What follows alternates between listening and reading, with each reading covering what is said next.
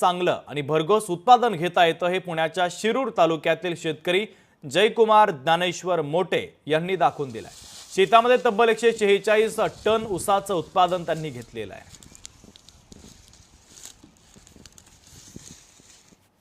साधारण एक ऊस 4 महिन्याचं झाल्यानंतर मी ते सरी फोडून घेतला। त्याच्यानंतर पाण्याचं व्यवस्थापन झालं व्यवस्थित। त्याच्यानंतर एक 2 पाण्यानंतर नंतर परत 82 ह्युमिक आणि गोल्ड हे औषधं सोडली।